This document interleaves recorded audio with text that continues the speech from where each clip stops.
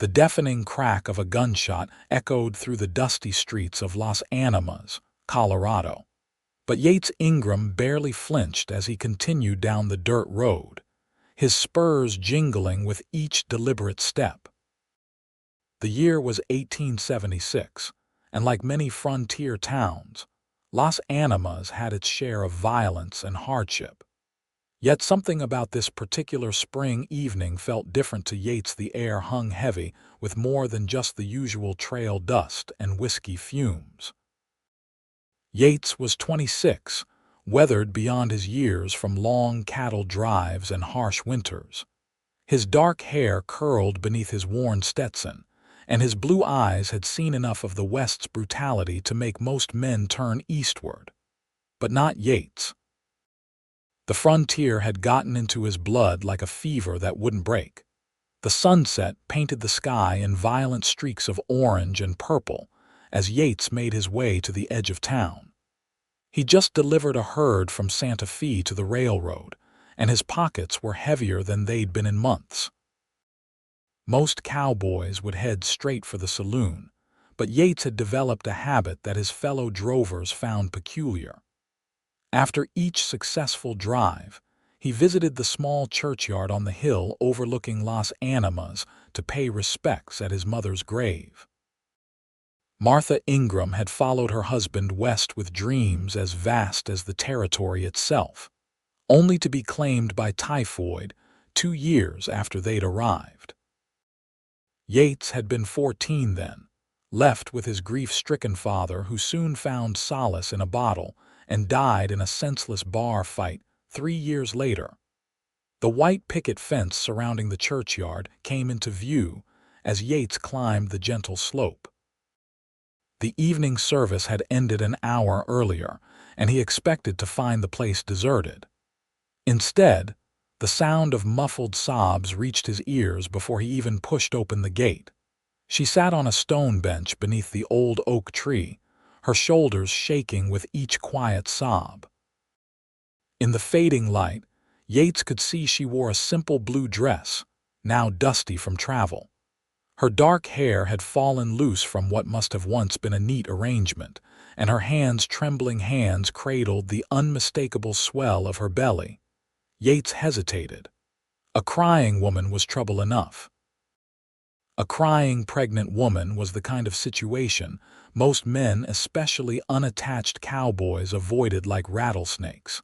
But something in the utter desolation of her posture kept him from turning away.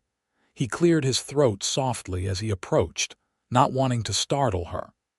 "Excuse me, madam. Are you all right?"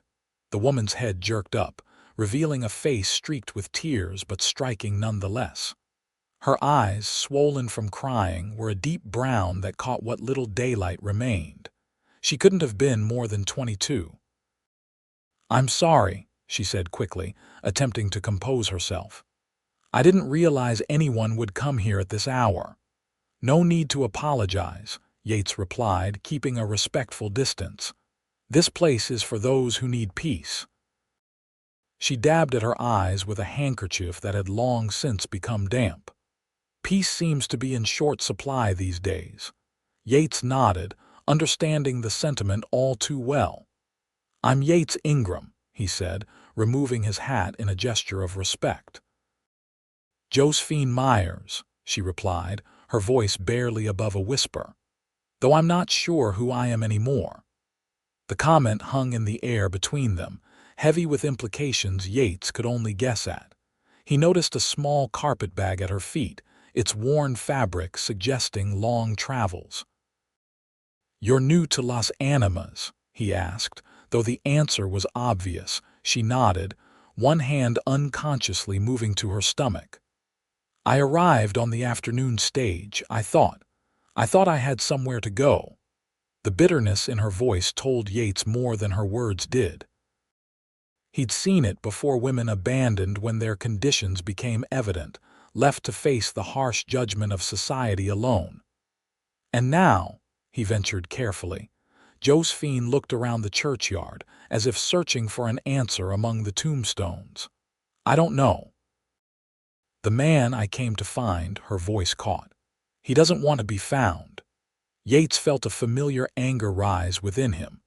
He'd been raised to believe that a man stood by his responsibilities, a lesson his father had ultimately failed to honor.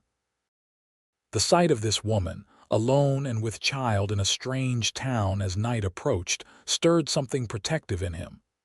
"Have you eaten?" he asked, the question surprising them both. Josephine looked taken aback. "No, not since morning." Yates nodded decisively. "There's a decent boarding house in town, Mrs. Holloway's. She serves a proper supper and doesn't ask too many questions." "I can't," Josephine began, then gestured helplessly at her condition. "Most respectable establishments don't welcome women in my situation without a husband." The truth of her words hung between them. Unmarried and pregnant, Josephine faced closed doors wherever she turned. Even the frontier, with its supposed freedom from the rigid morality of eastern cities, had its limits. Yates made a decision then that would alter the course of his life, though he couldn't have known it at the time. He extended his hand, not to take hers, but in a gesture of offering. "You'll be loved here," he said simply, the words coming from some place deep within him he hadn't known existed. "Las Animas isn't perfect, but there are good people who understand that life is complicated. If you'll let me, I'd like to help you find your footing." Josephine studied him, wariness and desperate hope warring in her expression. "Why would you help a stranger?" Yates glanced around the churchyard, at the graves of those who had come west with dreams that died too soon. "Because no one should face the frontier alone."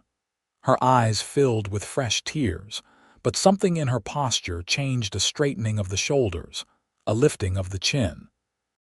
She reached for her carpetbag, but Yates gently took it before she could strain herself.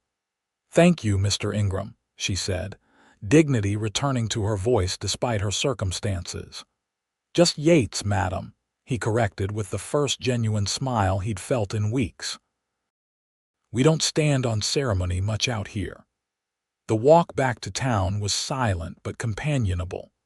As they descended the hill, the lights of Las Animas glowed like earthbound stars against the gathering darkness.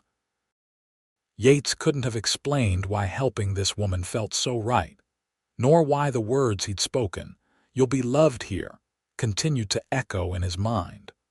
All he knew was that something had shifted in the universe the moment he'd found Josephine Myers crying in that churchyard.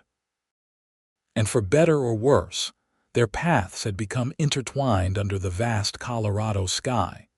Mrs. Holloway's boarding house stood 3 blocks from the main street, a 2-story white clapboard structure with green shutters and a wide front porch.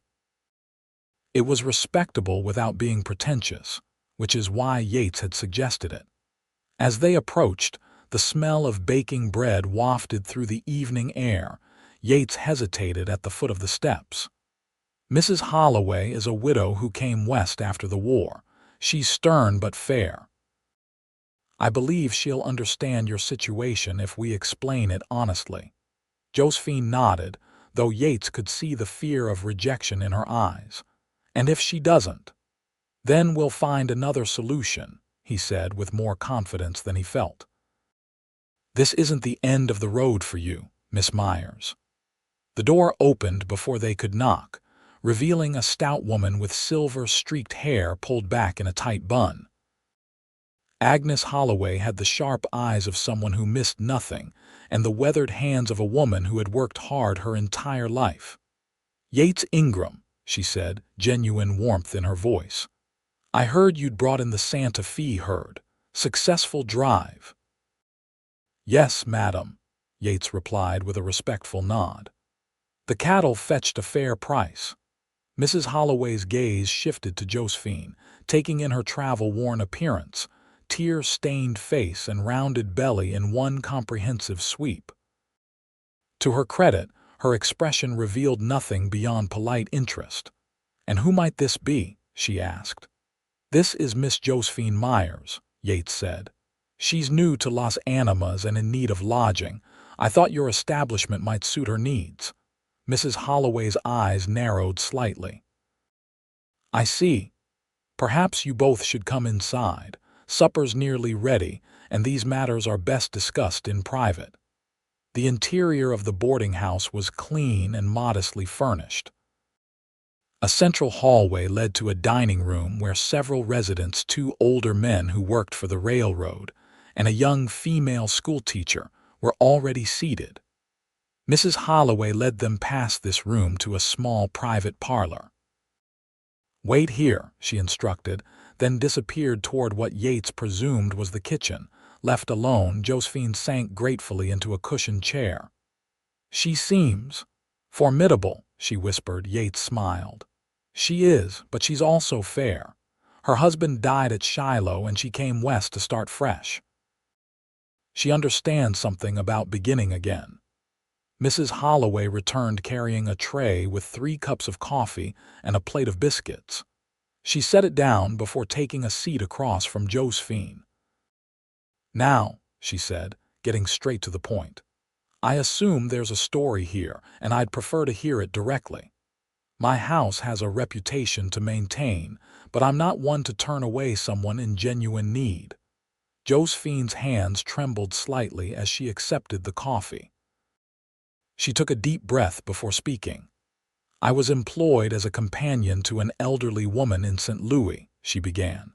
"Her grandson visited from Colorado last fall. He was charming, educated. He spoke of his ranch near Las Animas with such passion." She paused, gathering courage. "He made promises before he left. Letters came regularly at first, then stopped in February after I'd written to tell him about the child." Mrs. Holloway's expression remained neutral, but Yates noticed her hands tighten around her coffee cup. "I lost my position once my condition became apparent," Josephine continued. "I used what savings I had to travel here, believing foolishly it seems that he would do the honorable thing when faced with me in person." "And this man's name?" Mrs. Holloway asked. "Edward Blackett," Josephine replied. "He claimed to own the Rocking Bee Ranch south of town." Mrs. Holloway and Yates exchanged a glance. The Rocking Bee was indeed a prosperous operation, but its owner was a hard man with a reputation for ruthlessness in business and pleasure. "I found the ranch today," Josephine continued, her voice growing hollow.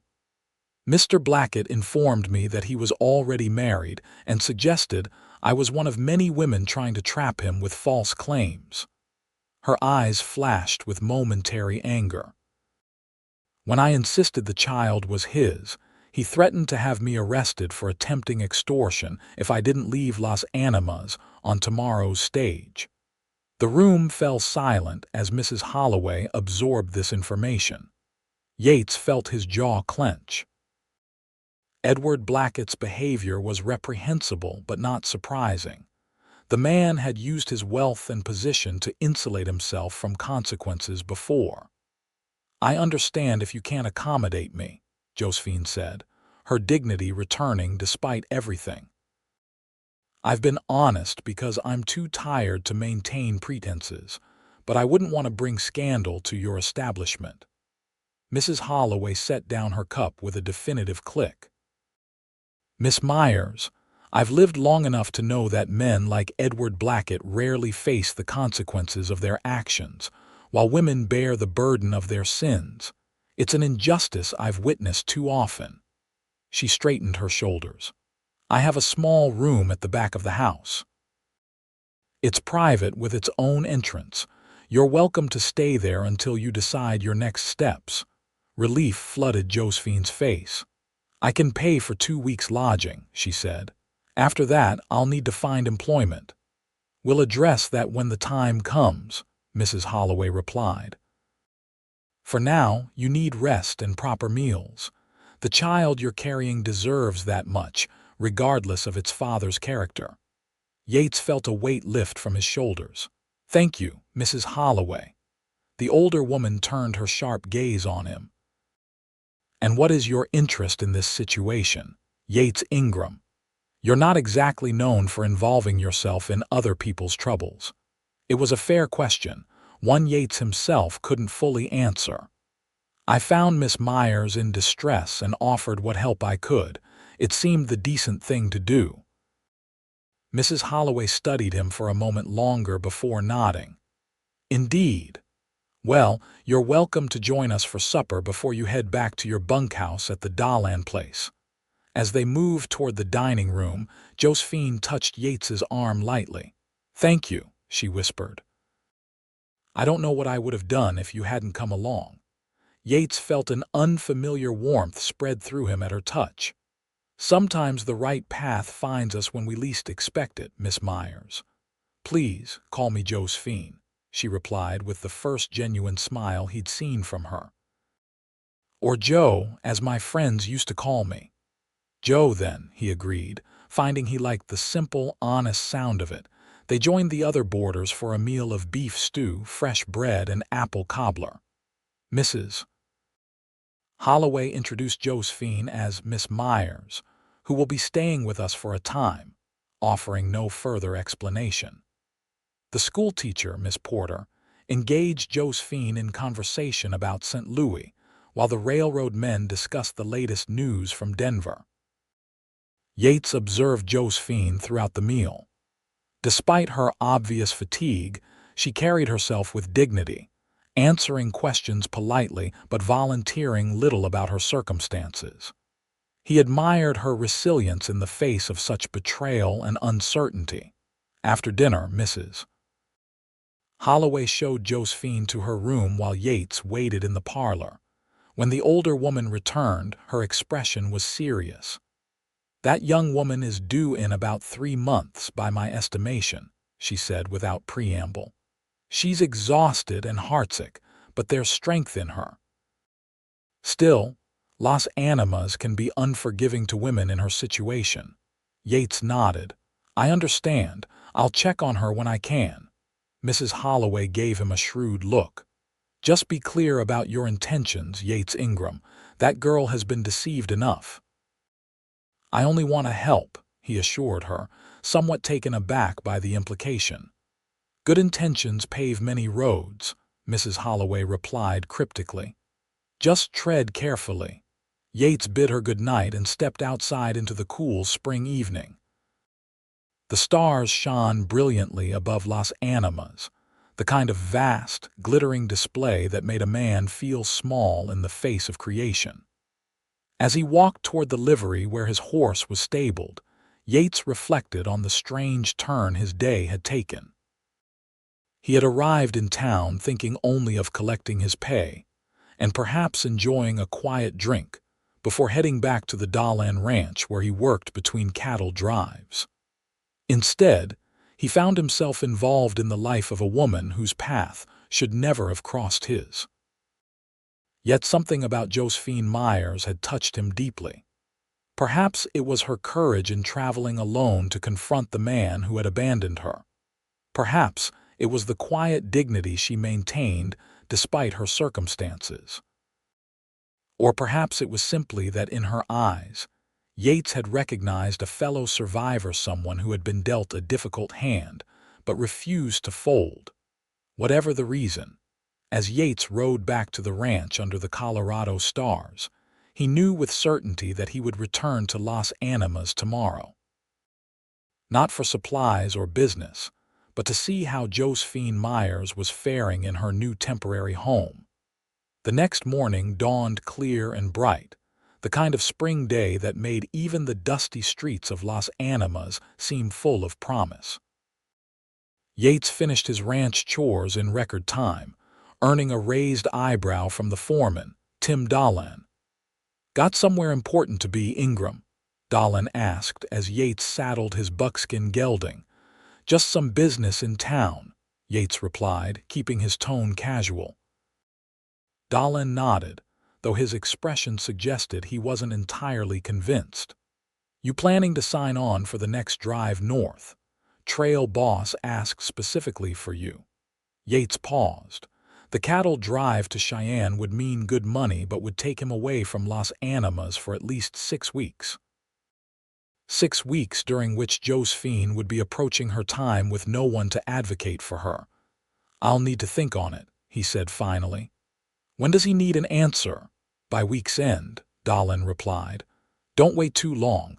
Jobs like that don't come around every day." Yates nodded, recognizing the truth in his words. Good positions on cattle drives were coveted, especially for a man like him with no land or business of his own. Yet as he rode toward town, he couldn't shake the feeling that something more important than a paycheck was at stake. He found Josephine in Mrs. Holloway's garden, seated on a bench in the shade of an apple tree. She wore a borrowed dress that accommodated her condition better than her travel clothes had, and her dark hair was neatly braided down her back. With some rest and a proper meal, her natural beauty had begun to emerge from behind the veil of exhaustion and distress. She looked up at the sound of his approach, surprise, and then pleasure crossing her features. "Mr. Ingram Yates," she corrected herself. "I didn't expect to see you again so soon." "I wanted to make sure you were settling in," he said, suddenly feeling awkward as he stood before her. He removed his hat, twisting it in his hands. "Mrs. Holloway treating you well?" Josephine nodded, gesturing for him to sit beside her. "She's been kinder than I had any right to expect. She even found me this dress from a trunk of clothes she keeps for those in need." Yates sat, leaving a respectful distance between them.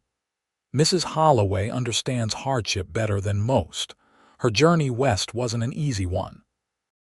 "She mentioned she lost her husband in the war," Josephine said softly. "So many lives torn apart by that conflict." Yates nodded, thinking of his own father who had returned from fighting with the Union Army a changed man, his gentle nature replaced by a brittleness that eventually drove him to drink. The war left scars on everyone, even those who never saw battle. They sat in companionable silence for a moment, listening to the bees buzzing among Mrs. Holloway's flowering herbs. "I've been thinking about what to do next," Josephine said finally. "I have enough funds to stay here until mid-June, but after that." She placed a protective hand over her belly. "The baby will come in August, and I need to establish myself somehow before then." "What skills do you have?" Yates asked practically. "I was educated at a ladies' seminary in Philadelphia," she replied. "I can read and write well, keep accounts, and speak passable French. I worked as a companion and secretary to Mrs. Thornfield in St. Louis, managing her correspondence and reading to her when her eyesight began to fail." Yates considered this information. Las Animas is growing. The railroads brought new business, and with business comes the need for record-keeping and correspondence. The mercantile might need help, or perhaps the land office. Hope flickered in Josephine's eyes. "Do you really think someone would hire me in my condition?" It was a fair question. Unmarried and pregnant, Josephine would face prejudice from many quarters. Yet Las Animas, like most frontier towns, also operated on practical considerations. "Not everyone will be willing to look past appearances," Yates acknowledged. "But in towns like this, ability often counts for more than propriety. If you can do the work well, there are those who will value that." Josephine smiled, the expression transforming her face. "Thank you for not offering empty reassurances. I've had enough pretty lies to last a lifetime." "I'm not much for pretty talk," Yates admitted. "My mother used to say I was born without the gift of flattery, which was why I'd never make a good salesman." "Your mother sounds like a wise woman." "She was," Yates said simply. "She's buried up in that churchyard where we met. Typhoid took her when I was 14. Josephine's expression softened with genuine sympathy. "I'm sorry. My own mother died when I was 16. It leaves a hole that never quite closes, doesn't it?" Yates nodded, surprised by how easily she had understood. Most people offered platitudes about time healing all wounds, not recognizing that some losses simply became part of who you were. "If you'd like," he said, changing the subject. I could introduce you to a few people in town who might have work. I don't have much influence, but I'm known to be reliable. I would appreciate that greatly, Josephine replied. Mrs. Holloway mentioned that you work for the Dahlen Ranch between cattle drives. That's right. Tim Dahlen gave me steady work when I was just a boy who could barely stay on a horse. I owe him a great deal. Will you be leaving on another drive soon? The question brought Yates back to his earlier conversation with Dahlen. There's one heading to Cheyenne next week. The trail boss asked for me, which is a good opportunity, but I haven't given my answer yet. Josephine studied him, her perceptiveness catching him off guard. You're considering staying because of me, aren't you? Yates felt a flush creep up his neck. I just want to make sure you're situated properly before I leave. It wouldn't be right to offer help and then disappear. That's very honorable, she said, but unnecessary. You've already done more than enough by bringing me to Mrs. Holloway's. I wouldn't want you to sacrifice good work on my account. It's not a sacrifice if it's a choice, Yates replied, the words coming before he could consider them fully. Something shifted in Josephine's expression surprise, followed by a warming that made her eyes brighten. Before she could respond, however, Mrs. Holloway appeared at the garden gate. Miss Myers, Dr. Farley is here to see you, she announced. I took the liberty of asking him to call, as you mentioned you haven't seen a doctor since leaving St. Louis. Josephine's face registered surprise followed by gratitude. That was very thoughtful, Mrs. Holloway. I'll come right away. She turned to Yates. Thank you for visiting. Perhaps we could continue our conversation another time. Of course, Yates said, rising and placing his hat back on his head. I'll come by tomorrow afternoon if that suits. We could walk into town and I'll make those introductions I mentioned. I'd like that very much, Josephine replied with a smile that stayed with Yates long after he'd left the boarding house. As he walked down the main street, Yates found himself noticing things he'd previously overlooked: the sign in the window of Everett's Mercantile, seeking a clerk with good penmanship and figuring ability. The new land office that had opened near the bank. The newspaper office where the Las Animas Chronicle was printed weekly. Each represented a potential opportunity for Josephine, if only someone would look past her circumstances to see her capabilities. Lost in thought, Yates nearly collided with a well-dressed man emerging from the saloon. He stepped back with an apology ready on his lips, only to find himself face to face with Edward Blackett. At 35, Blackett was a handsome man with the confident bearing of someone accustomed to deference. His tailored suit and gold watch chain spoke of prosperity, while the slight redness around his eyes hinted at a morning spent drinking. "Watch where you're going," Blackett snapped, brushing at his jacket as though Yates had contaminated it. "My apologies, Mr. Blackett," Yates replied, keeping his tone neutral despite the instant dislike he felt for the man who had abandoned Josephine. Blackett narrowed his eyes. "Do I know you?" "No, sir. I'm just a cowhand who works for Dahlen. Yates Ingram." "Well, Mr. Ingram, perhaps Dahlen should teach his hands better manners when they come to town." With that, Blackett pushed past him and continued down the boardwalk toward the bank. Yates watched him go, a slow anger building in his chest. This was the man who had charmed Josephine with promises, only to deny her and their unborn child when faced with responsibility. This was the man who had threatened to have her arrested if she didn't leave town. In that moment, Yates made his decision. He would not join the cattle drive to Cheyenne. He couldn't leave Josephine to face men like Blackett alone, not when her future and that of her child hung in the balance. The money from the drive would have been welcome, but some things mattered more than a full purse. With renewed purpose, Yates headed toward the Mercantile. If Josephine was to build a new life in Las Animas, she would need allies beyond himself and Mrs. Holloway. It was time to begin making those connections. The next afternoon found Yates back at Mrs. Holloway's boarding house, freshly shaved and wearing his Sunday shirt. He'd spent the morning informing Dahlin of his decision to stay in Las Animas rather than join the cattle drive. To his surprise, the foreman had been understanding. "Must be quite a reason to turn down trail boss wages," Dahlin had commented. "Don't suppose it has anything to do with that business in town you've been so vague about?" Yates had admitted that it did, without elaborating further. Dahlin hadn't pressed, merely offering him continued work at the ranch with the understanding that once Yates's situation was settled, he'd be expected to pull his weight on future drives. Now, as Yates waited in Mrs. Holloway's parlor, he wondered if he'd made the right choice. He barely knew Josephine Myers, yet he'd rearranged his plans for her benefit. Was he being noble or merely foolish? His doubts evaporated the moment Josephine entered the room.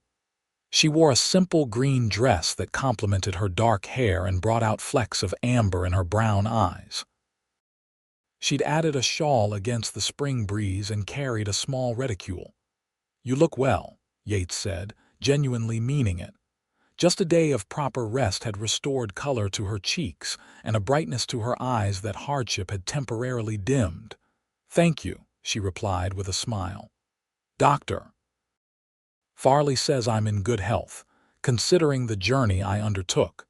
He's recommended daily walks for my condition, so your invitation came at the perfect time." They set off into the afternoon sunshine, walking at a leisurely pace to accommodate Josephine's condition. Las Animas bustled with activity, freight wagons delivering goods from the railroad depot, cowboys in town for supplies, women shopping or visiting the post office. "It's smaller than St. Louis," Josephine observed, "but there's an energy here that feels hopeful." "The frontier is built on hope," Yates replied. "Everyone who came west did so believing they could build something better than what they left behind." "Is that why your family came?" Yates nodded. "My father had a small carpentry business in Illinois that never quite flourished. He believed Colorado offered more opportunities for a man willing to work hard." He smiled wryly. He wasn't wrong about the hard work part. "But the opportunities?" Josephine asked perceptively. "Some found them. Others discovered that changing your location doesn't necessarily change your fortune." He shook off the melancholy thought. "But enough about the past. We're here to secure your future." Their first stop was Everett's Mercantile, where Yates had noticed the help wanted sign. George Everett was a square-built man in his 50s with shrewd eyes and a no-nonsense manner. He looked up from his ledger as they entered, recognizing Yates with a nod. "Ingram, not your usual day for supplies." "No, sir. I'm here to introduce Miss Josephine Myers. She's new to Las Animas and seeking employment.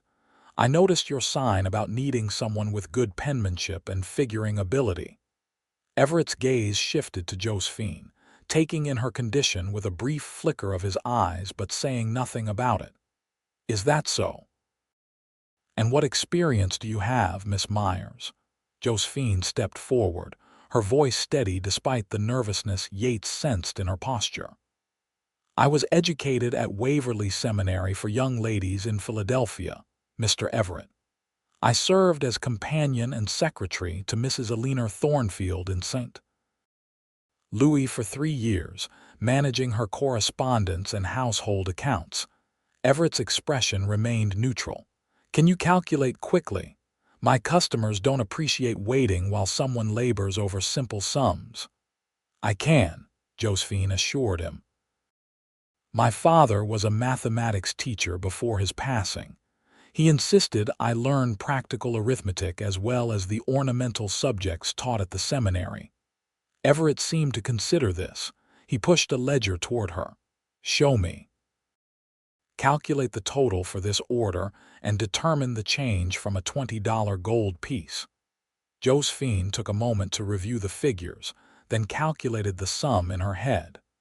The total is $17.83. The change would be $2.17. Everett checked her work against his own calculations and nodded with grudging approval. "Correct. And your handwriting, may I?" Josephine asked, gesturing to the pen and inkwell on the counter. When Everett nodded, she dipped the pen and wrote several lines on a blank sheet of paper, her script flowing and perfectly legible. Everett studied her writing, then looked up with an assessing gaze. "I need someone 3 days a week to manage the books and help customers when we're busy. Pay is $1.50 per day. I don't concern myself with my employees' personal lives as long as they are honest and reliable." Hope blossomed in Josephine's expression. "I would be both, Mr. Everett. When can you start?" "Tomorrow, if that suits you." Everett nodded decisively. 8 o'clock sharp. Don't be late." With that, he returned to his ledger, the matter settled as far as he was concerned. Outside on the boardwalk, Josephine turned to Yates with shining eyes. "I can hardly believe it. 3 days of work each week, that's $4.50. With what I have saved, I can afford Mrs. Holloway's room and still set something aside for the baby." Yates smiled, genuinely pleased for her. "Everett's fair but demanding. He'll expect your best work, but he'll treat you decently in return." "That's all I ask," Josephine replied. "A fair chance to prove myself." They continued their walk through town, stopping at the land office and newspaper, but neither had immediate openings. Still, Yates introduced Josephine to the proprietors, establishing connections that might prove useful in the future. As the afternoon waned, they found themselves at the small park near the center of town where a few benches offered a place to rest. Josephine sat gratefully, her energy finally flagging after the excitement of securing employment. "Thank you," she said quietly. "Not just for the introductions, but for believing I could make my own way here." "You're doing the hard part," Yates replied. "I'm just opening a few doors." Josephine studied him curiously. "Why are you helping me, Yates? Truly, most men would have walked away after seeing me safely to Mrs. Holloway's." It was a question Yates had asked himself repeatedly since their meeting in the churchyard. The honest answer came to him with surprising clarity. "Because you remind me that courage isn't just about facing danger," he said. "Sometimes it's about continuing forward when everything has fallen apart. I respect that kind of strength." Josephine's eyes softened. "I don't feel very strong most of the time. Yet here you are, building a new life for yourself and your child in a town where you knew no one." Yates hesitated, then added, "I should tell you that I've decided not to join the cattle drive to Cheyenne." Surprise flickered across her face. "Because of me?" "Yates, you shouldn't. It's my choice," he interrupted gently. "There will be other drives. Right now, I'd rather be here." The implication hung in the air between them that he wanted to be near her, to see her settled and safe. It was a sentiment too new and fragile to express directly, but Josephine seemed to understand nonetheless. "Then I'm grateful," she said simply. "More than I can properly express." They sat in companionable silence for a few minutes, watching as the town continued its daily business around them. Yates was struck by how comfortable he felt in Josephine's presence, despite the unusual circumstances of their acquaintance. "I should get you back to Mrs. Holloway's," he said eventually. "You'll need your rest before starting work tomorrow." As they walked back, Josephine shared her plans for preparing for the baby's arrival, the little clothes she would sew, the cradle she hoped to afford. Her practical approach to the challenges ahead impressed Yates, reinforcing his initial assessment of her character. At Mrs. Holloway's gate, they paused. "Would it be presumptuous of me to call on you again?" Yates asked. "Perhaps Sunday after church if you're attending." Josephine smiled, a genuine warmth in her expression. "I'd like that very much. I'll be attending the morning service with Mrs. Holloway." "Then I'll see you there," Yates replied, tipping his hat before turning to go. As he walked away, Yates realized he was looking forward to Sunday with an anticipation he hadn't felt in years. Josephine Myers had entered his life unexpectedly, but already he couldn't imagine Las Animas without her presence.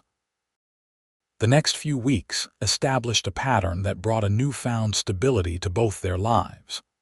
Josephine worked at Everett's Mercantile 3 days a week, where her efficiency and pleasant manner quickly made her indispensable. On Sundays, Yates accompanied her to church, and afterward they would walk or sit in Mrs. Holloway's garden, talking about everything and nothing. Yates learned that Josephine was the daughter of a schoolteacher who had died of pneumonia when she was 16. Her mother had passed years earlier, leaving Josephine with no family save a distant aunt in Baltimore, who had arranged her position with Mrs. Thornfield. She spoke of her childhood in Philadelphia with fondness, describing the row house where they had lived and the small garden her father had tended with meticulous care. In turn, Yates shared stories of his own upbringing, the journey west with his parents, the early years in Colorado when it was still a territory, the difficult period after his mother's death when his father had gradually surrendered to grief and alcohol. "How did you avoid following his path?" Josephine asked one Sunday in late May as they sat beneath Mrs. Holloway's apple tree, now heavy with blossoms. Yates considered the question, appreciating that she didn't shy away from difficult subjects. "I had Tim Dolan," he said finally. "After my father died, I was 17 with no real prospects. Tim gave me work and a place to stay. More importantly, he expected me to show up every day and do my job well, no matter what had happened the day before. That structure probably saved me." Josephine nodded thoughtfully. Sometimes the greatest kindness is expecting the best from someone when they are at their worst. It was this insight, her ability to see to the heart of matters, without judgment, that Yates found most captivating about Josephine. She possessed a wisdom beyond her years, tempered by compassion rather than cynicism. As May gave way to June, Josephine's condition became more pronounced. She moved more carefully now, and Yates noticed how she would unconsciously rest her hand on her belly when the baby was particularly active. Despite the physical discomfort, she maintained her position at the Mercantile, though Everett had insisted she use a stool behind the counter rather than standing for long periods. On the first truly hot day of summer, Yates arrived at the Mercantile to escort Josephine home after her shift. The store was busy with ranchers stocking up on supplies, and he waited patiently near the door as she completed a transaction with a customer. He didn't immediately notice Edward Blackett enter, but the sudden tension in Josephine's posture alerted him to something amiss. Looking up, he saw Blackett approaching the counter, his expression darkening as he recognized the woman tallying purchases. "What is the meaning of this?" Blackett demanded loudly, addressing Everett, who had emerged from the storeroom. "You've employed this woman after I specifically told you her character was questionable." The store fell silent as all eyes turned to the confrontation. Everett straightened, his expression hardening. "Miss Myers has proven herself a valuable employee, Mr. Blackett. Her character seems perfectly sound to me." Blackett's face flushed with anger.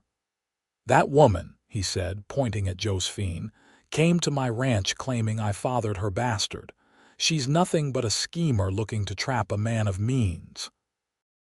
Josephine stood rigid behind the counter, her face pale but her gaze steady. "I told you the truth, Mr. Blackett. I have no reason to lie." "You're a liar and worse," Blackett spat, "and I won't do business with any establishment that employs your kind." Everett looked from Blackett to Josephine, clearly weighing the situation. Blackett was wealthy and influential, a significant customer whose business represented a substantial portion of the mercantile's income. Before Everett could speak, Yates stepped forward. "Mr. Blackett," he said, his voice level despite the anger coursing through him, "you're disrupting Mr. Everett's business and causing a scene that benefits no one." Blackett turned, registering Yates's presence for the first time.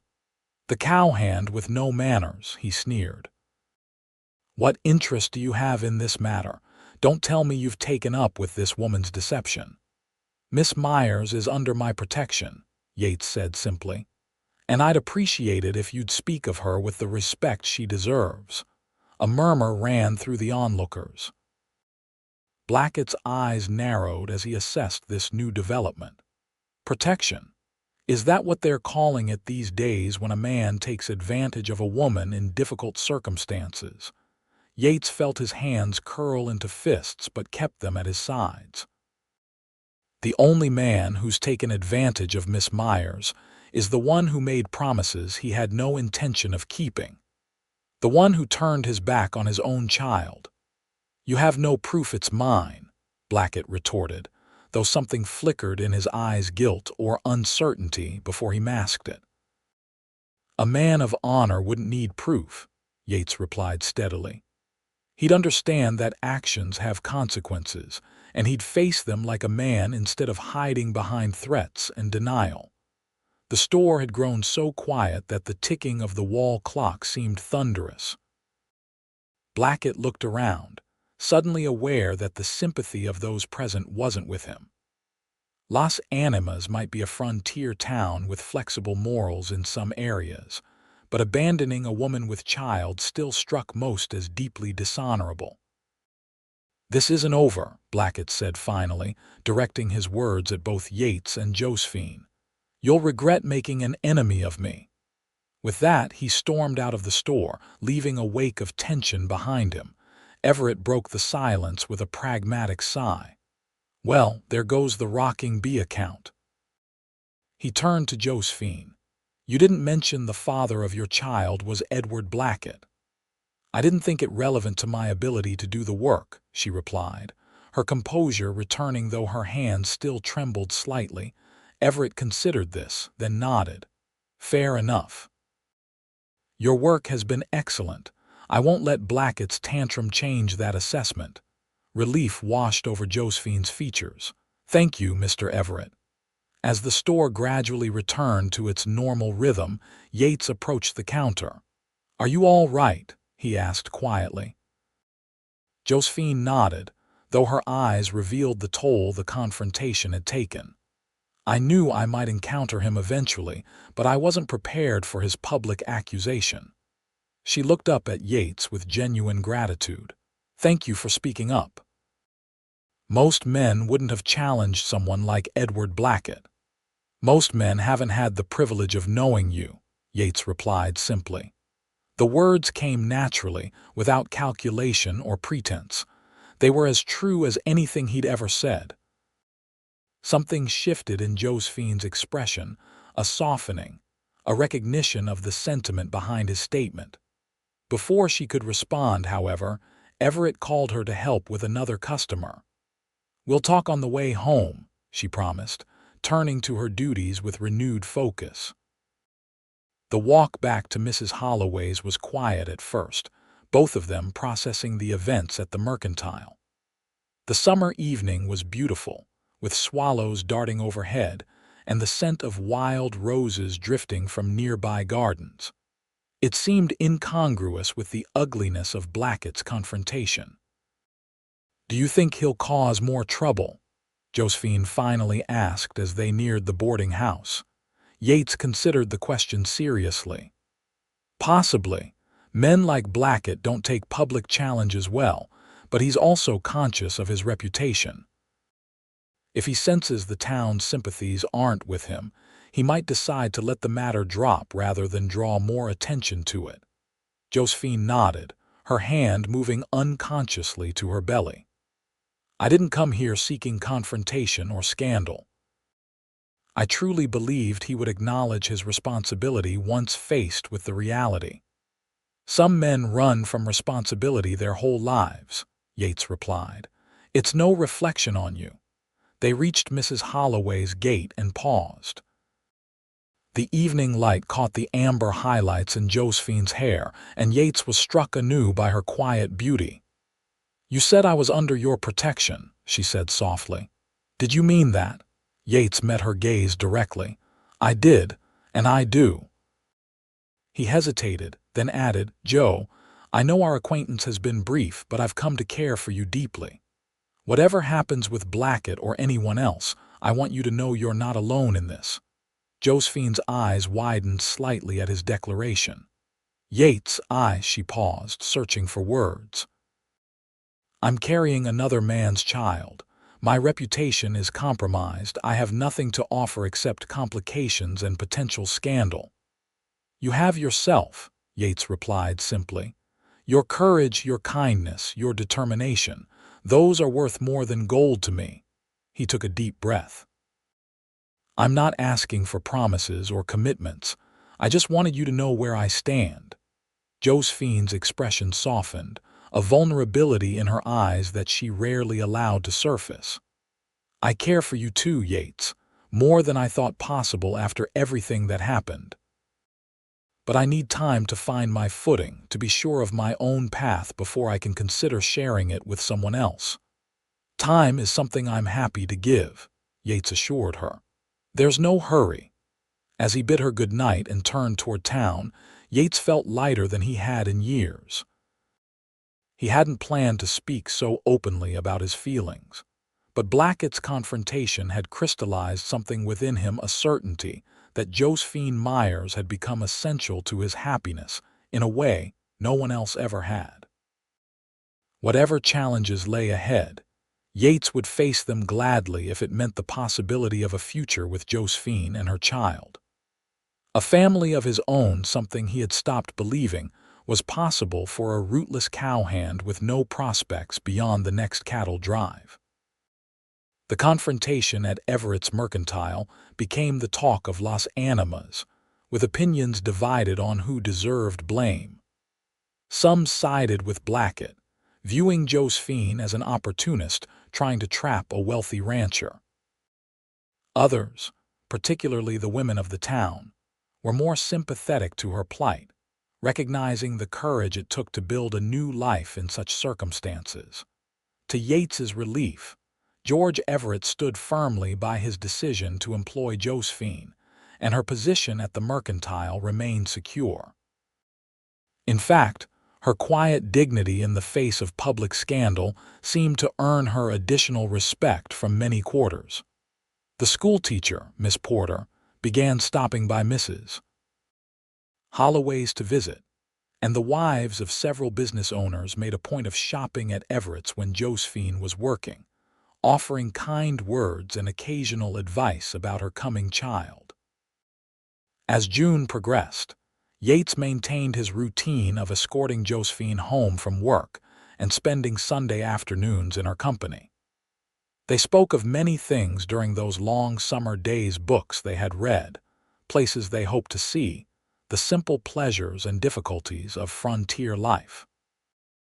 Yates found himself sharing thoughts he had never articulated to anyone else, and Josephine seemed to do the same, their mutual trust deepening with each conversation. Of Edward Blackett, they saw little, though Yates remained vigilant for any sign of retaliation. The rancher had reduced his visits to town, sending ranch hands to conduct his business instead. This absence was a relief, though Yates suspected it was temporary. Men like Blackett didn't forgive perceived insults easily. On the last Sunday in June, Yates arrived at Mrs. Holloway's to find Josephine waiting on the porch, a letter in her hands and an expression of disbelief on her face. "What is it?" he asked, concern immediately rising. "It's from Mrs. Thornfield's lawyer in St. Louis," Josephine replied, her voice unsteady. "She passed away last month, and apparently she left me a bequest in her will. $500, to be collected in person or transferred to a bank of my choosing. Yates whistled softly. $500 was a substantial sum, enough to provide security for Josephine and her child for some time if managed carefully.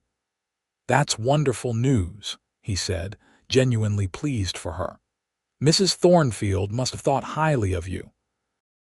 "She was a kind employer," Josephine agreed, still looking somewhat stunned. "I never expected this, especially after leaving her service so abruptly when—" She trailed off, gesturing to her condition. "When do you need to respond?" "The letter says the funds can be held for up to 6 months, but I must acknowledge receipt of the notification within 30 days. Josephine looked up, a new determination in her eyes. "This changes everything, Yates. With this money, I could open a small business of my own, perhaps a dressmaking shop or a lending library. Something that would provide for me and the baby long term." Yates nodded, understanding her excitement. Such a sum represented independence, security, and options that had seemed impossible just days ago. "It's an opportunity worth considering carefully," he agreed. "What kind of business would suit you best?" They spent the afternoon discussing possibilities, with Josephine's natural practicality asserting itself as she weighed the pros and cons of various ventures.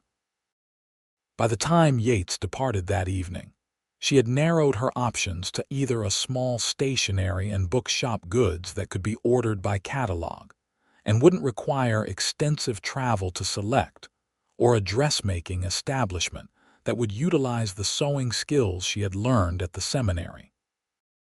"I'll sleep on it," she told him as they said goodbye. "But for the first time since leaving St. Louis, I feel as though I can see a clear path forward." Yates returned to the Dahlin ranch that night with mixed emotions. He was genuinely happy for Josephine's good fortune, yet he couldn't help wondering how it might change things between them. With financial security, she would have less need of his protection or assistance. Would she still welcome his company once she was established in her own business? The question nagged at him through the next week as he threw himself into ranch work, helping to repair fences damaged by summer storms and breaking a new string of horses Dahlin had purchased. Physical labor had always helped clear his mind, but this time the doubts persisted. On Wednesday, instead of meeting Josephine after her shift at the mercantile as planned, Yates was delayed by a horse that had broken through a fence and injured itself on barbed wire. By the time he reached town, the mercantile was closed and the streets were quiet in the late afternoon heat. Worried that Josephine might have waited for him, Yates hurried toward Mrs. Holloway's. As he rounded the corner onto Oak Street, he spotted a familiar figure walking ahead of him, but she wasn't alone. Edward Blackett walked beside her, his posture suggesting an unwelcome conversation rather than a friendly encounter. Yates quickened his pace, alert to potential trouble. As he drew nearer, he could hear Blackett's voice, low and insistent. "Reconsider my offer, Miss Myers. $500 in exchange for your departure from Las Animas and your silence regarding any supposed connection between us. It's more than fair." Josephine's reply was firm despite the nervousness Yates could detect in her posture. "I'm not interested in your money, Mr. Blackett. I've established a life here now and I intend to stay." "Don't be foolish," Blackett hissed, grasping her arm to prevent her from walking away. "A woman in your condition has limited options. Take the money and start fresh somewhere else, where no one knows your shame." "The only shame here is yours, Edward," Josephine replied, pulling her arm free. "Now please leave me alone." Blackett's face darkened with anger. "You'll regret this obstinance. I have influence in this town that you can't begin to comprehend." "Is there a problem here?" Yates asked, finally close enough to intervene. Blackett turned, his surprise quickly masked by contempt. Ingram, right on cue to play the gallant protector. This is a private conversation that doesn't concern you. It concerns me when you're harassing Miss Myers on a public street, Yates replied evenly, moving to stand beside Josephine. Especially when that harassment involves trying to bribe her to leave town. It's a legitimate business proposition, Blackett countered, straightening his vest in a gesture of assumed dignity. $500 is generous compensation for the inconvenience of relocating. Inconvenience. Yates felt his anger rising but kept his tone controlled. You're talking about a woman who's 7 months with your child, and you call it an inconvenience. Blackett's eyes narrowed. You have no proof of that assertion. We don't need proof, Josephine interjected, her voice steady despite the situation. You and I know the truth, Mr. Blackett. That's enough for me. I'm not seeking your money or your name for my child. I'm simply living my life as best I can, which is what I intend to continue doing right here in Las Animas. Her quiet dignity seemed to infuriate Blackett more than any accusation could have. This isn't over, he snapped before turning on his heel and striding away.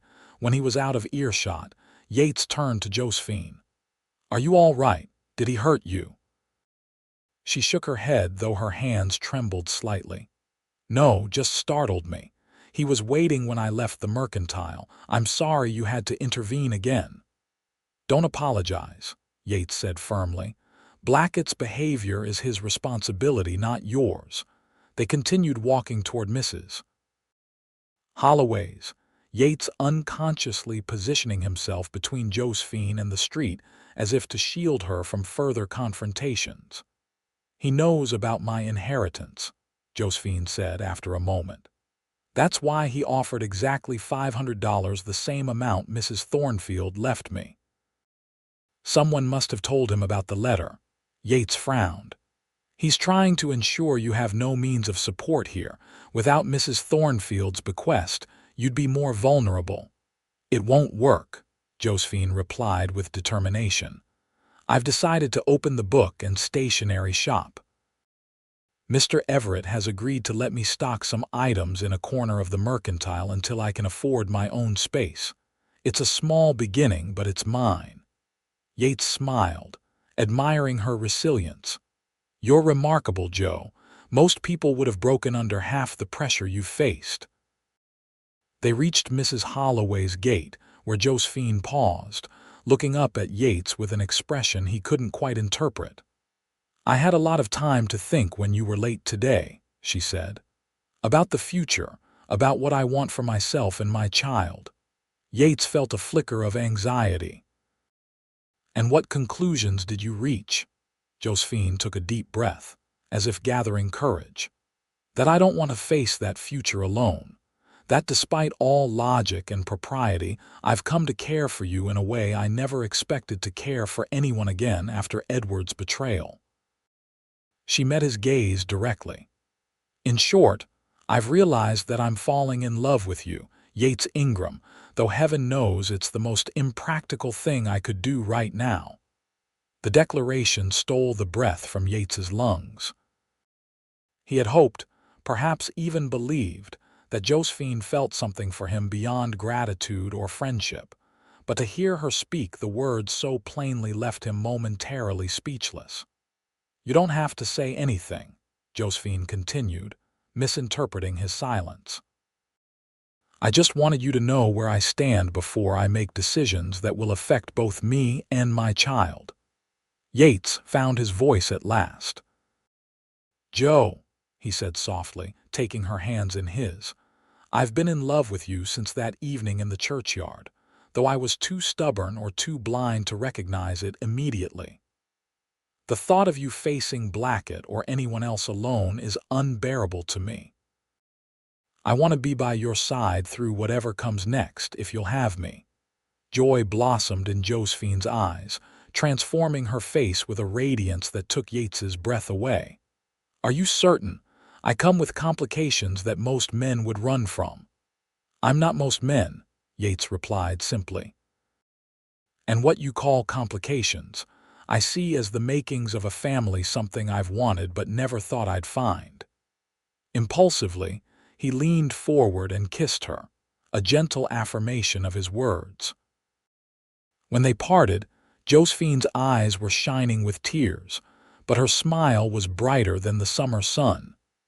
"Mrs. Holloway is watching from the window," she whispered with a small laugh. Yates glanced up to see the boarding house proprietor hastily stepping back from the curtain. "Then we should give her something worth watching," he replied with a grin, kissing Josephine once more before propriety demanded they part. As he walked back toward town that evening, Yates felt as though he were floating above the dusty streets of Las Animas. The woman he loved returned his feelings, and suddenly the future, which had always been a vague, uncertain thing in his mind, took on a clarity and purpose it had never before possessed. The next week passed in a blur of planning and preparation. Josephine replied to Mrs. Thornfield's lawyer, arranging for the inheritance to be transferred to the Las Animas Bank. She and Yates spent her free afternoons selecting merchandise for her stationery corner in Everett's Mercantile, poring over catalogs with the excitement of children planning Christmas wishes. On Sunday, after church services where their new closeness didn't go unnoticed by the congregation, Yates took Josephine to see a small house on the eastern edge of town that had recently become available for rent. It was modest, 2 rooms downstairs and a loft above, but solidly built, with a garden plot out back where vegetables could be grown. "It's perfect," Josephine declared as they stood in what would be the main living area. "Close enough to town for my business, but private enough for a family." The word family hung between them, full of promise. Yates had been giving serious thought to their future, calculating what his savings combined with Josephine's inheritance might provide. "I've been thinking," he said as they walked back toward town, "that if we pooled our resources, we could possibly purchase land outside town. Nothing as grand as the Rocking Bee, but enough for a small ranch operation, something that could grow over time." Josephine looked surprised but intrigued. "You'd want to leave the Dahlan Ranch. I thought you valued the security there." "I do," Yates acknowledged. "Tim Dahlan has been good to me, but I've been saving for years toward having something of my own someday. With your business sense and my knowledge of cattle, we could build something lasting, something to pass on to your child and any others we might have." The idea clearly appealed to Josephine. "A home of our own," she said softly. "I'd like that very much." They spent the remainder of the afternoon refining the vision, with Josephine's practical mind complementing Yates's experience in a way that made their plans seem not just possible, but inevitable. By the time they returned to Mrs. Holloway's for supper, they had sketched out a future that balanced ambition with prudence. The next few days saw Yates making inquiries about available land, while Josephine continued her work at the Mercantile and preparations for her stationery business. On Wednesday, Tim Dahlan rode into town specifically to speak with Yates about his plans. "Heard you're looking at the old Peterson place," Dahlan said without preamble as they sat at a corner table in the quietest saloon in Las Animas. "Thinking of settling down?" Yates nodded, unsurprised that news had traveled fast. "Yes, sir. Miss Myers and I are considering combining our resources to purchase land." Dahlan studied him for a moment. "Miss Myers, that would be the young woman expecting a child. The one Blackett claims isn't his responsibility." "The very same," Yates confirmed, meeting his employer's gaze steadily. "Though in this case Blackett's word isn't worth the air it takes to speak it," Dahlan chuckled. "Never thought it was. Man's a snake in fancy boots." He took a sip of whiskey before continuing. "You're serious about this woman, then?" "I am," Yates replied without hesitation. "I intend to ask her to marry me.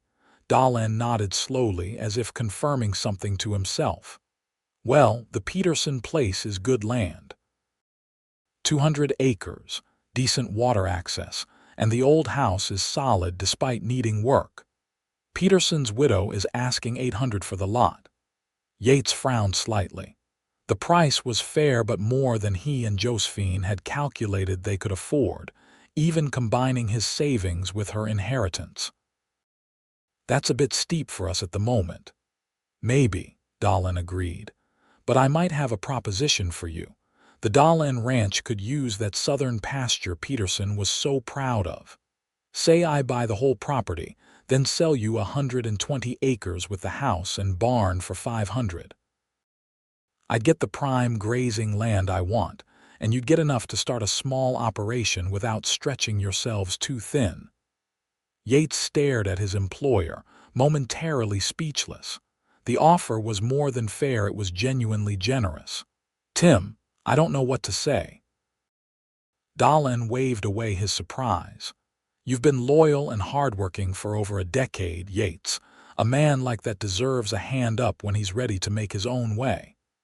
He leaned forward, his expression growing serious. Just promise me one thing. Be certain this is what you want, not just the land, but the woman and the child that comes with her. Once you commit, there's no honorable way to back out. I've never been more certain of anything, Yates replied. Josephine is everything I never knew I was looking for, and her child will be as much mine in heart as if I'd fathered it myself. Dahlin seemed satisfied with this answer. Then let's drink to new beginnings, he said, raising his glass. As they finished their drinks, Dahlin mentioned one more thing. By the way, Blackett was at the land office yesterday, asking about the Peterson place himself. Seems he's suddenly interested in expanding his holdings in that direction. Yates felt a chill at this news. He's trying to block us. Likely, Dahlin agreed. Man doesn't take well to being crossed, but I've already spoken to Peterson's widow and her lawyer. We'll sign papers tomorrow if you're agreeable to my proposal. Yates nodded gratefully. More than agreeable. I'll speak to Josephine tonight and have an answer for you in the morning. As expected, Josephine was overwhelmed by Dahlin's offer when Yates explained it that evening.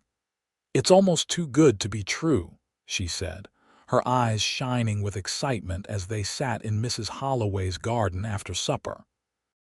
Our own place with room to grow. Dahlin's a good man who believes in helping those who have proven themselves, Yates replied. But there's something else I need to tell you. Blackett is also interested in the Peterson property, apparently in an effort to prevent us from acquiring it. Josephine's expression hardened slightly. Will he ever stop trying to control my life? He doesn't want me here, yet he can't bear the thought of me establishing myself independently either. Men like Blackett see the world as a chessboard, with people as pieces to be moved according to their will, Yates said. But in this case, he's going to lose. Dahlin has already arranged to sign papers with Mrs. Peterson tomorrow. Relief washed over Josephine's features, followed by renewed determination. Then we should proceed with our plans without delay. Yates took a deep breath, realizing this was the moment he had been building toward. He reached into his pocket and withdrew a small box, nothing fancy, just a wooden container he had carved himself over the past few evenings. "Joe," he said softly, opening the box to reveal a simple gold band with a small pearl. "I can't offer you wealth or an easy path. What I can promise is that you and your child will never lack for love or protection as long as I draw breath. Will you marry me?" Tears filled Josephine's eyes as she looked from the ring to Yates's face. "Yes," she whispered. "With all my heart, yes." As he slipped the ring onto her finger, it fit perfectly. Thanks to Mrs. Holloway's discreet assistance in determining the size, Yates felt a sense of rightness settle over him. Whatever challenges lay ahead, they would face them together as a family. The next morning, Yates met with Dahlin and Mrs. Peterson's lawyer to begin the paperwork for the land purchase. By noon, the initial agreements were signed, with the final transfer to take place once the larger sale between Dahlin and Mrs. Peterson was complete. As Yates left the lawyer's office, he nearly collided with Edward Blackett on the boardwalk. The rancher's expression darkened as he recognized Yates. "Ingram," he said coldly, "I hear congratulations are in order. Not only have you secured the Peterson place out from under me, but you've also convinced Miss Myers to accept your proposal. Quite an accomplishment for a cowhand with no prospects beyond the next cattle drive." Yates regarded Blackett calmly, refusing to be baited.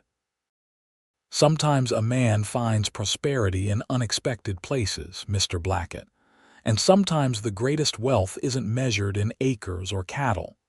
Blackett's jaw tightened. "Poetic, but poetry doesn't feed mouths or build futures. Miss Myers might think she's found security with you, but she'll learn the hard way that sentiment is a poor substitute for substance." "I believe Miss Myers is quite capable of determining what constitutes a secure future," Yates replied, maintaining his composure though anger simmered beneath the surface. "Now, if you'll excuse me, I have business to attend to." As he moved to step around Blackett, the rancher spoke again, his voice lower and more menacing. "This isn't finished, Ingram. Las Animas isn't big enough for both of us, and I was here first." Yates paused, turning to face Blackett directly. "Then perhaps you should consider that the town seems increasingly willing to make room for Miss Myers and myself, while your welcome grows thinner by the day. Good day, Mr. Blackett." He continued down the street, refusing to give Blackett the satisfaction of looking back. The rancher's threats were concerning but not surprising. A man like that wouldn't surrender easily, particularly when his pride had been wounded. That evening, Yates shared the encounter with Josephine as they walked along the river that ran near the eastern edge of town. The summer twilight was long and golden, the air fragrant with wildflowers that grew along the bank. "I worry about his persistence," Josephine admitted. "Not for myself so much as for you and our future plans. Edward is a man who holds grudges and has the means to act on them." "We'll be vigilant," Yates assured her, "but we can't let him dictate our lives through fear. The best response is to proceed with building what we want, showing him that his influence has limits." Josephine nodded, her hand resting protectively over her belly. "You're right. And speaking of proceeding, when should we be married? The baby will come in August, and I'd prefer to be settled in our own home by then."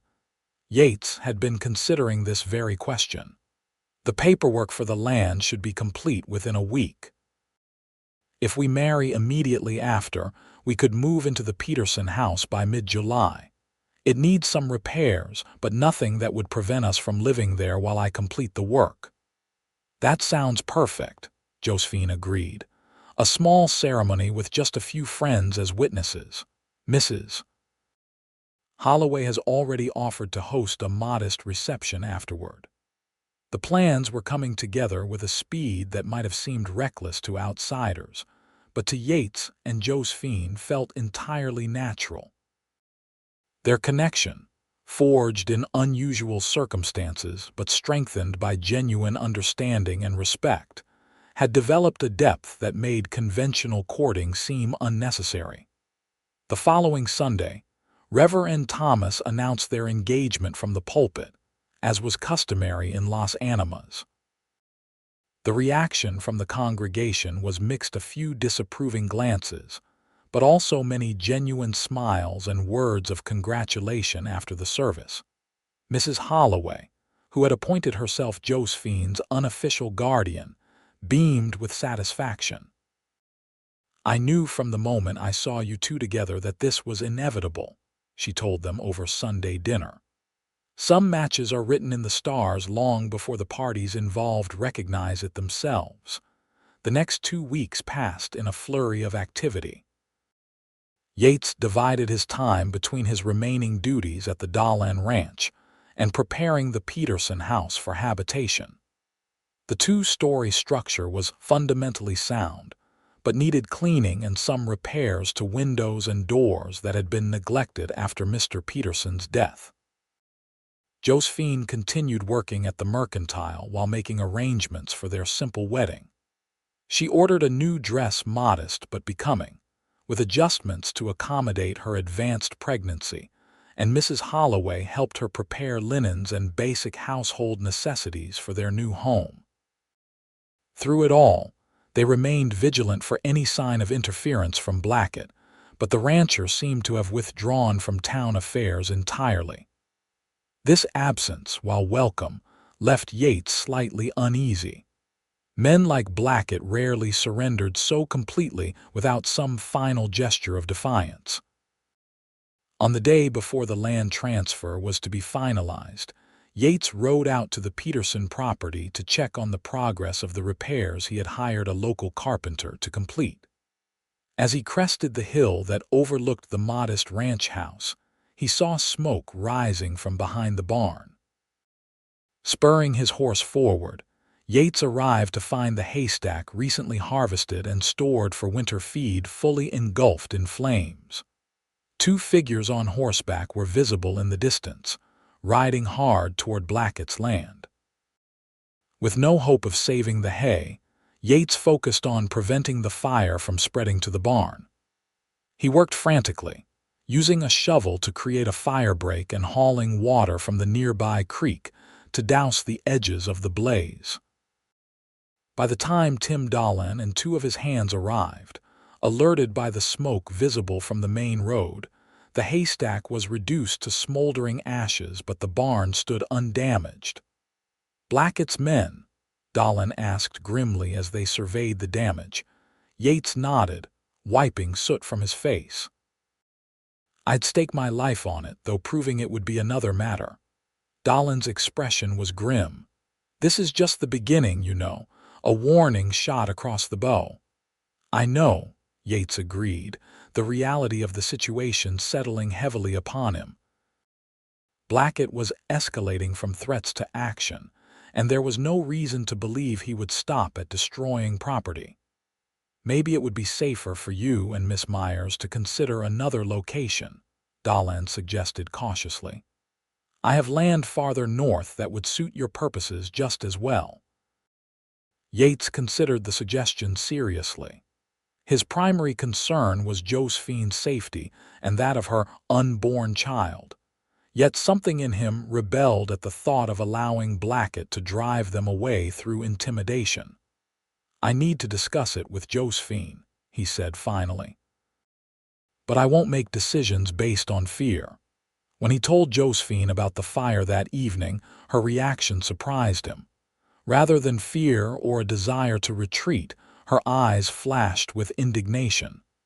"This is exactly how Edward operates," she said, pacing Mrs. Holloway's parlor despite her unwieldy condition. "He uses threats and destruction to control situations when charm and money fail. If we give in now, he'll never stop." Yates watched her with a mixture of admiration and concern.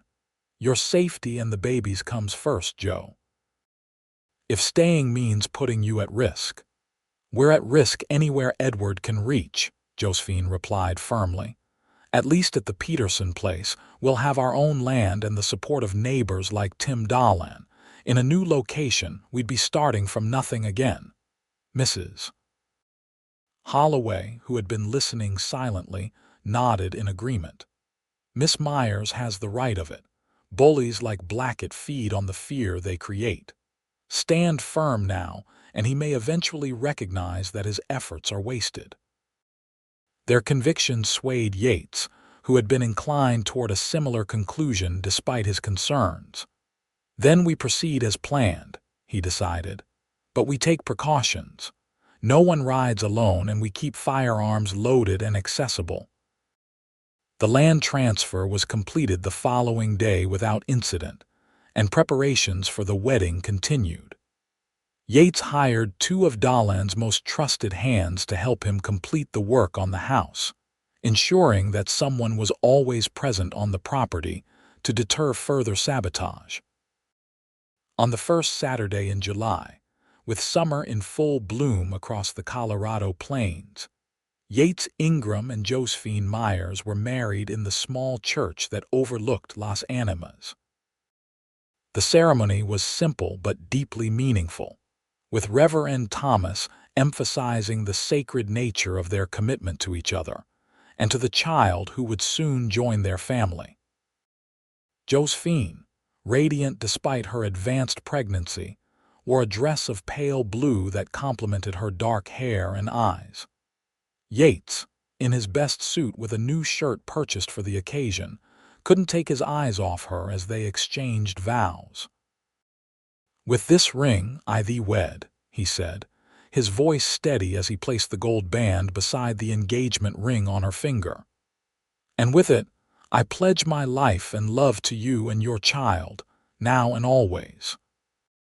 Josephine's eyes shone with tears as she repeated her own vows, placing a simple gold band on Yates's finger, a gift she had saved from her first paycheck at the mercantile.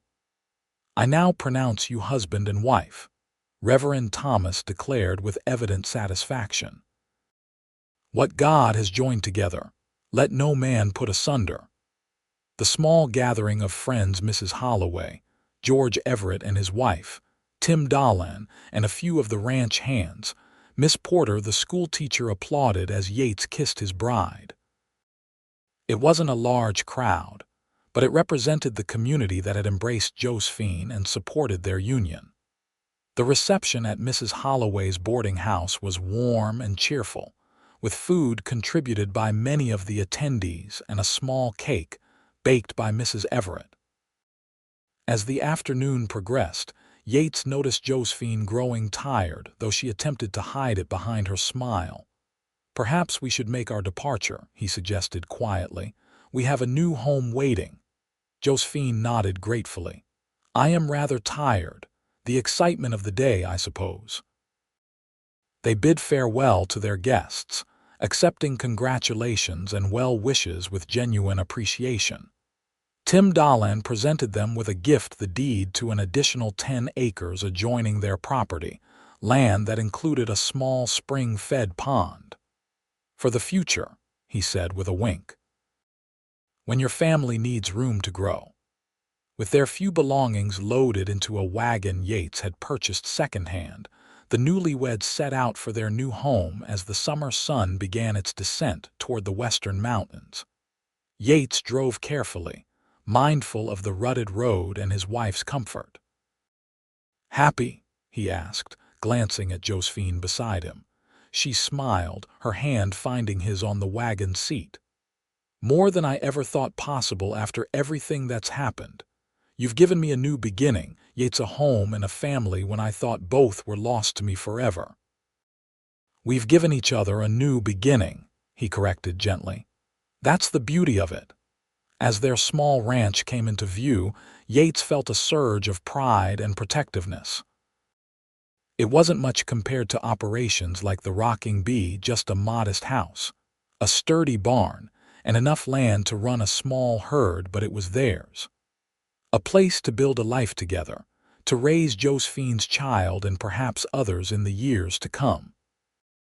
He had worked tirelessly over the past week to make the house as welcoming as possible, repairing windows, patching the roof, and clearing away years of dust and neglect.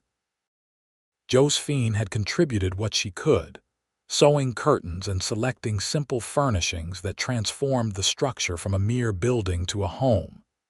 As Yates helped Josephine down from the wagon, the sun cast long shadows across their land, painting everything in gold and amber hues. In that moment, despite Blackett's threats and the challenges that surely lay ahead, Yates felt a profound sense of rightness, as if all the winding paths of his life had led inexorably to this place and this woman. "Welcome home, Mrs. Ingram," he said softly, lifting Josephine into his arms to carry her across the threshold in the time-honored tradition. She laughed, wrapping her arms around his neck as he navigated the doorway carefully. "I like the sound of that home, and Mrs. Ingram." Inside, Yates had prepared one final surprise. The main room, simply furnished with a table, chairs, and a comfortable settee, was decorated with wildflowers gathered from the meadow behind the house. A small meal was laid out on the table, nothing elaborate, just bread, cheese, and fruit that Mrs. Holloway had packed for them, along with a bottle of wine for Yates and apple cider for Josephine. "It's perfect," Josephine declared, taking in their humble but welcoming surroundings. "Absolutely perfect." As night fell over their new home, Yates and Josephine sat on the porch, watching the stars emerge in the vast Colorado sky. The air was warm with summer, fragrant with sage and wild grasses. In the distance, coyotes called to one another, their voices rising and falling in ancient conversation. "I keep thinking about that evening in the churchyard," Josephine said, her head resting against Yates's shoulder. "How different things might have been if you hadn't come along when you did." "I like to think we would have found each other eventually," Yates replied. "Some things are meant to be, no matter how unlikely they seem." Josephine smiled, placing his hand on her belly where the baby moved restlessly. "Like this little one. Despite everything, I can't imagine my life without this child now." "Nor can I," Yates assured her. "Boy or girl, this baby will be loved beyond measure." The weeks that followed were filled with the peaceful routines of establishing their home and preparing for the baby's arrival. Yates continued the repairs and improvements to the ranch house while beginning the process of acquiring a small herd, just 10 head to start, with plans to expand gradually. Josephine arranged their household with practical efficiency, creating a nurturing environment from their modest resources. Though her advancing pregnancy limited her physical activities, she contributed by maintaining detailed records of their expenditures and planning for the stationary corner she would establish at Everett's Mercantile once she was recovered from childbirth. Of Edward Blackett they saw and heard little, though Yates remained vigilant for any sign of further interference. Tim Dolan reported that the rancher had apparently turned his attention to a land dispute with another neighbor, suggesting that perhaps he had decided to direct his animosity elsewhere. August arrived with blazing heat that shimmered over the plains like a living entity. Josephine grew increasingly uncomfortable as her time approached, finding relief only in the cooler mornings and evenings. Yates arranged their bedroom to catch the breeze from the west-facing window and rode into town to ensure that Dr. Farley was prepared to come when needed. On the night of August 12th, Josephine woke Yates with a hand on his shoulder. "It's time," she said simply, her voice calm despite the tension evident in her features. Yates was immediately alert, pulling on his clothes with efficiency born of ranch life where emergencies could arise at any hour. "How far apart are the pains?" "About 20 minutes, Josephine replied, wincing as another contraction began, but getting stronger. Yates helped her to a sitting position, propping pillows behind her back for support. "I'll ride for Dr. Farley and Mrs. Holloway." "Will you be all right alone for a short while?" Josephine nodded, her face pale but determined. "Yes, but hurry. First babies often come quicker than expected," the doctor said. Yates kissed her forehead before hurrying out to saddle his fastest horse. The night was clear and still, with a half-moon providing enough light to navigate the familiar road to town. He rode hard, reaching Las Animas in record time and rousing both Dr. Farley and Mrs. Holloway with urgent knocking. "The baby's coming," he explained breathlessly. "Josephine's alone at the ranch." Both responded with immediate efficiency, gathering what they would need without wasting time on unnecessary questions. Dr. Farley mounted his own horse while Mrs. Holloway joined Yates in the small buggy he had borrowed from Dahlin for just this purpose. First babies often take their time, Mrs. Holloway assured him as they set out for the ranch at the fastest pace the buggy could safely maintain. Josephine is strong and has received good care these past months. Try not to worry over much. Her practical reassurance helped calm Yates's racing thoughts as they covered the distance back to the ranch.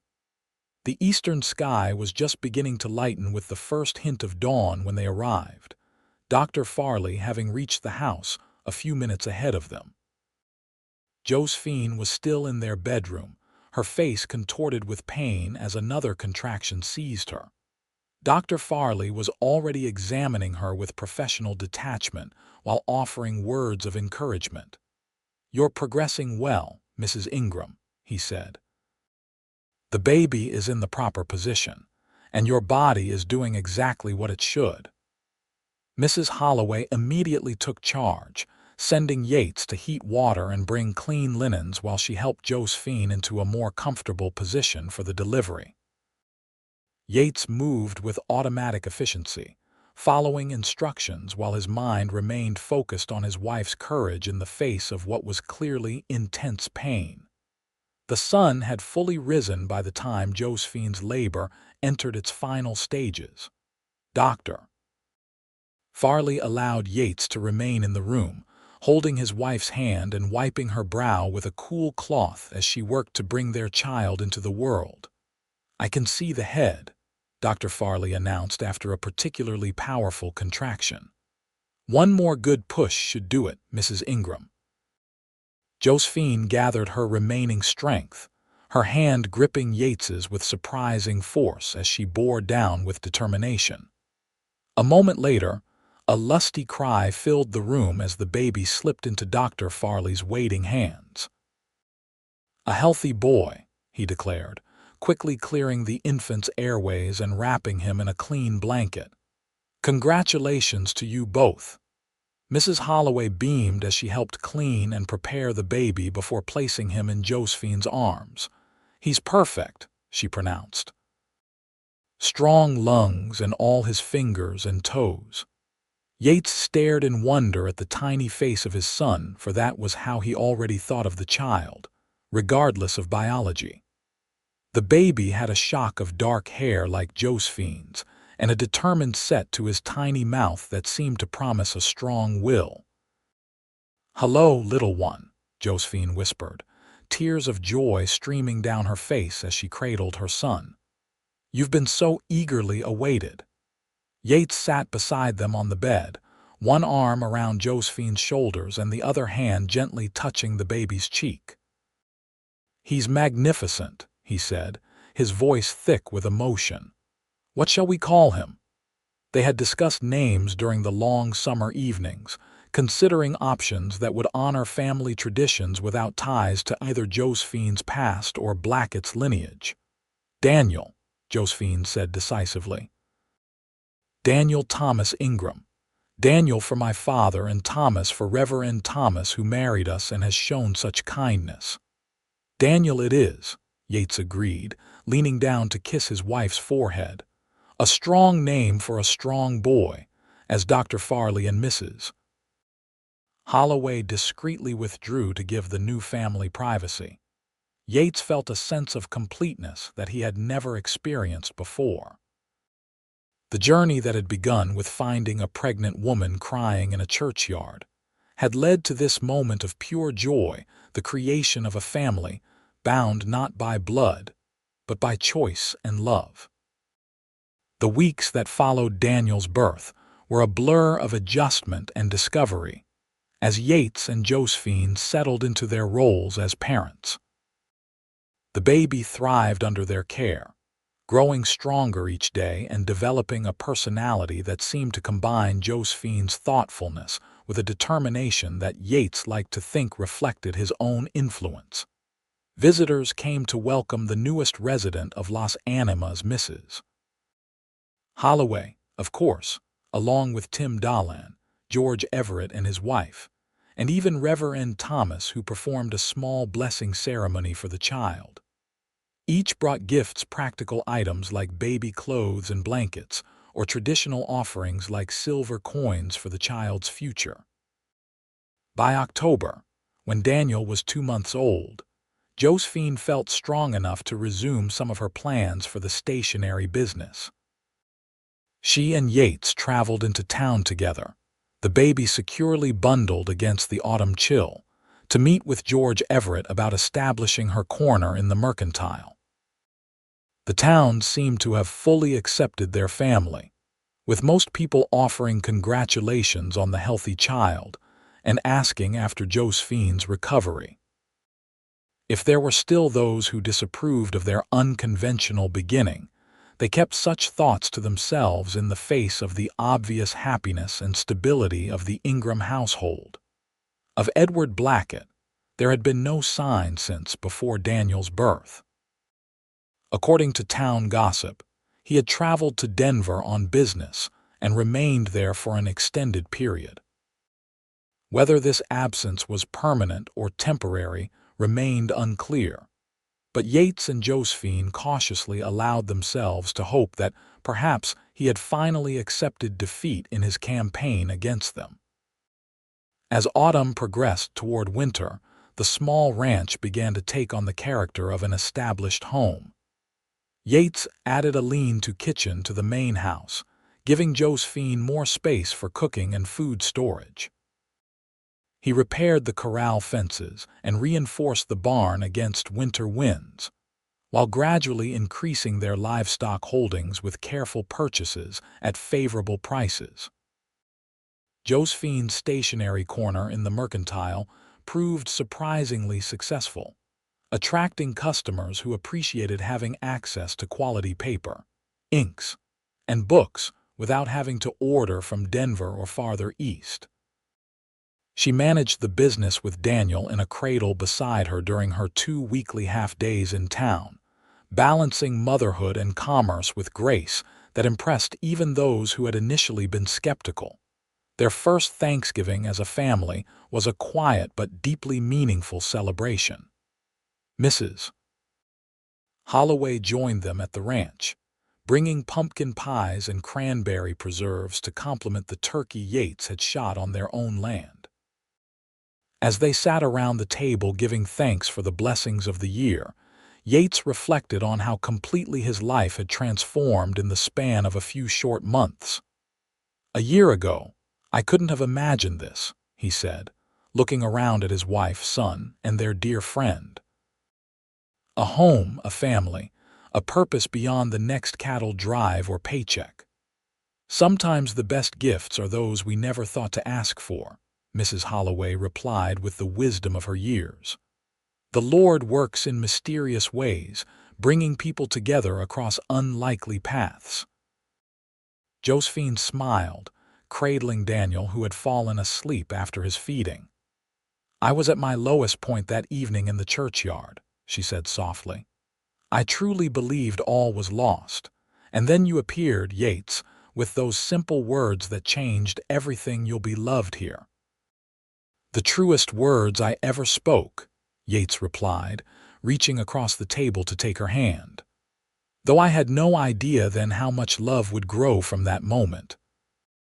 As winter settled over the Colorado plains, bringing snow that transformed their modest ranch into a landscape of pristine white, the Ingram family found themselves looking toward the future with confidence and hope.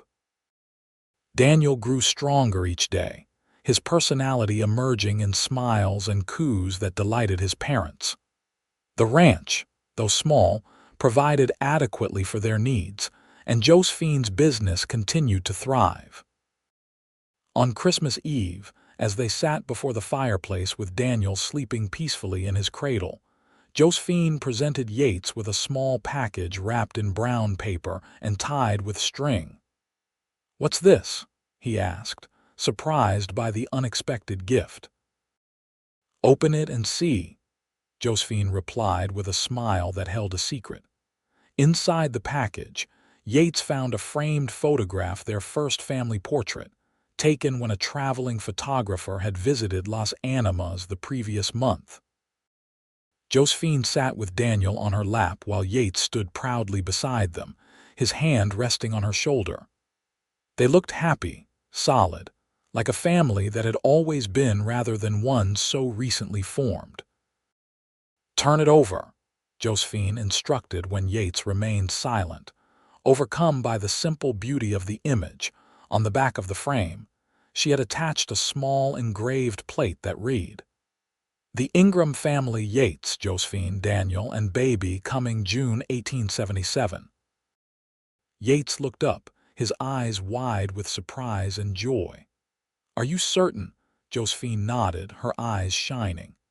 "Dr. Farley confirmed it yesterday. Our family is growing again, my love." Yates gathered his wife into his arms, kissing her with all the love and gratitude he felt. Another child, a sibling for Daniel, a new life created from the love they shared. It seemed almost too much happiness for one man to bear. "I never imagined I could be this fortunate," he whispered against her hair. "When I found you that evening, I only wanted to offer comfort to someone in distress. I had no idea I was meeting the woman who would become my entire world." Josephine smiled up at him, her face radiant in the firelight. Sometimes the most important journeys begin with a single act of kindness. "You offered me more than comfort, Yates. You offered me a future when mine seemed lost. You'll be loved here," you said, and you've proven those words true every day since. As they sat together watching the flames dance in the hearth, their sleeping son nearby and another child already growing within Josephine, Yates reflected on the strange and wonderful path that had led them to this moment. From a chance meeting in a churchyard to a family bound by choice and love, their story had unfolded in ways neither could have predicted. Outside, snow fell softly on the Colorado plains, blanketing their small ranch in peaceful white. Inside, the warmth of family and love created a sanctuary against whatever challenges the future might hold. For Yates and Josephine Ingram, this was enough: this love, this home, these children who would grow up knowing they were wanted and cherished. The promise Yates had made that spring evening had been fulfilled beyond all expectation. Josephine had indeed found love in Las Animas, not just from the town that had gradually accepted her, but in the heart of a man who had recognized her worth from the beginning. Together, they had created something precious and enduring on the western frontier, a family founded not on convention or obligation, but on the purest form of love, one that chooses again and again to embrace what others might reject. As Christmas morning dawned bright and clear over their home, Yates watched his wife and son sleeping peacefully and offered a silent prayer of gratitude for the unexpected gift that had changed his life forever: the courage of a woman crying in a churchyard, and the words that had somehow found their way from his heart to his lips. "You'll be loved here." In those 4 simple words, a future had been born, one that would continue to unfold in ways neither of them could imagine, but always with love as its foundation and guiding star.